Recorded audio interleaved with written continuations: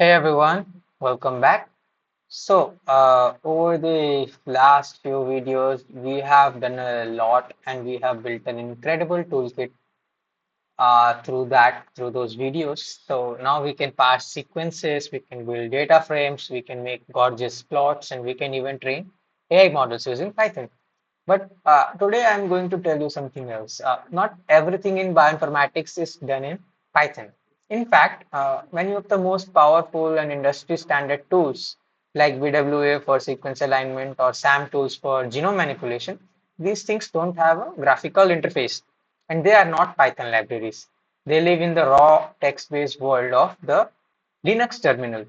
So today we are taking a break from coding algorithms and we are learning how to survive the command line. We are going to learn bash, and don't panic, it is actually incredibly fast and fun once you get to the hang of it. So let's start in VS Code only. So in VS Code you can open the terminal by going to the top menu and just click on terminal and select new terminal, and this little box will pop up at the bottom of your screen. Okay, so this is the bash shell, but so in order to be able to use Linux command, since we are right now in Windows, we will have to install Windows subsystem for Linux.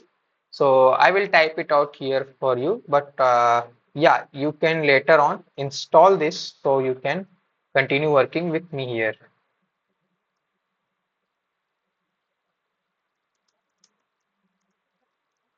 This thing you will have to install in your system if you have a Windows, Microsoft, or other than that, if you have a Mac. So if you have those things, you will have to install Windows subsystem for Linux.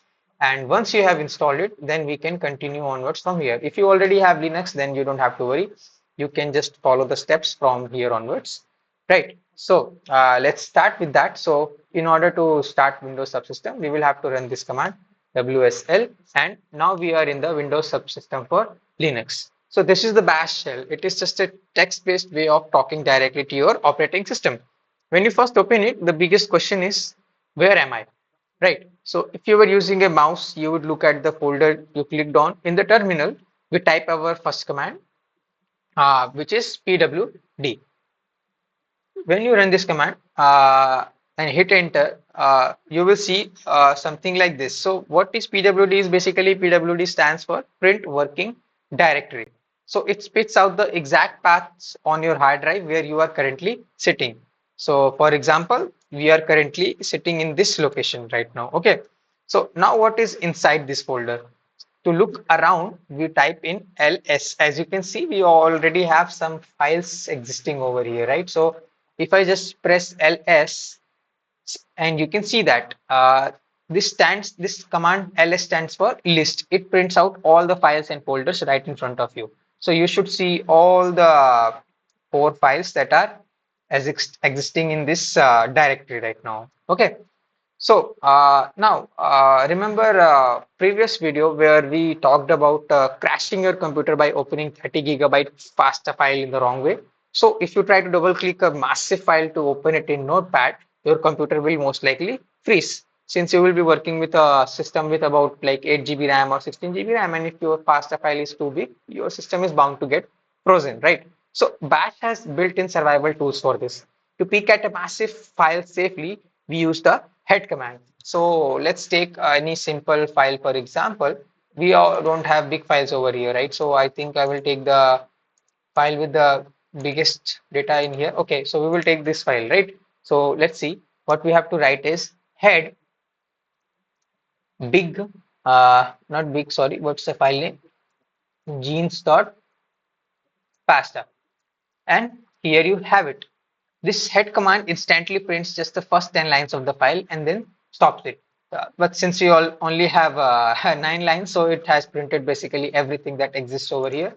Let me see if it works for TSG file as well. Okay, so let's check it out.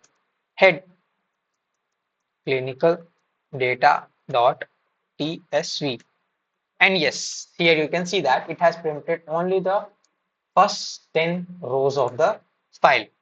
Right. So it uses almost zero RAM. It is a perfect way to quickly check, hey, is this file a FASTA or a CSV or a TSV file before you write a Python script for it, right? And conversely, if you want to see the very end of a file, maybe to check if a download finished properly, or if you want to see what's at the exact bottom of this file, right? If you don't want to open it, if it's very huge, right? So what we will do here in terminal is basically write this command. This is called tail, and then we will write clinical data.esv, and here you have it.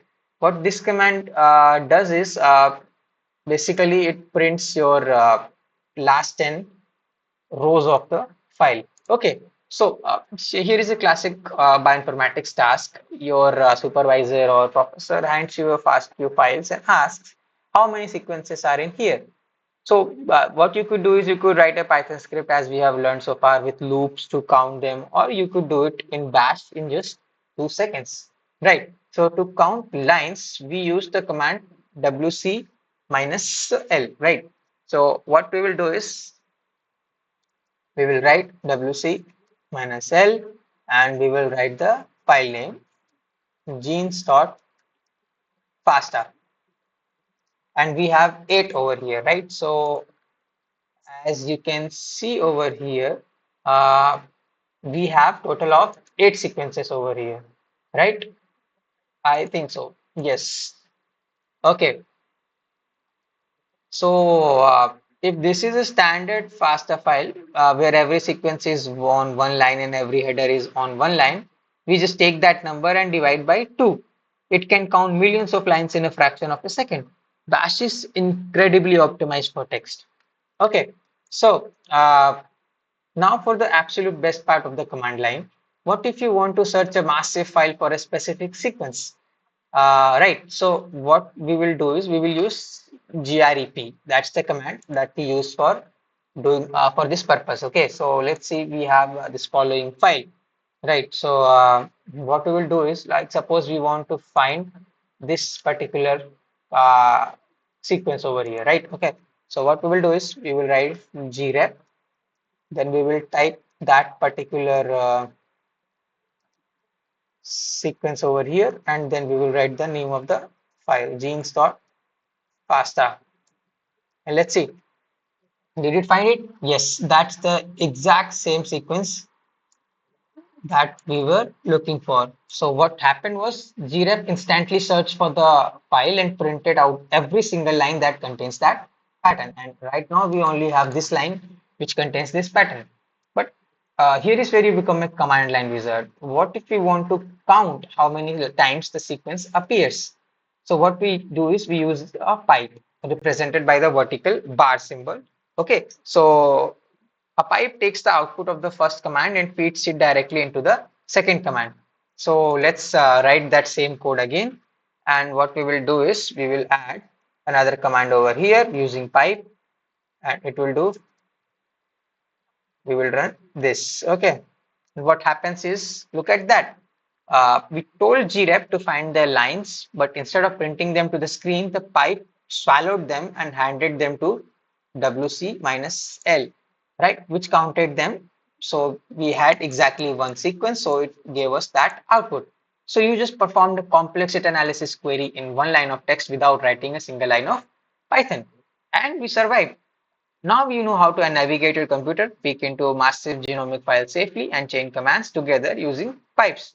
So these are the few simple beginner level commands that will be your best friends for the rest of your career. You will be using these commands a lot. So a good bioinformatician knows when to use Python for complex math, data frames, and machine learning, and when to use Bash for like quick searches, moving data, and running industry standard tools.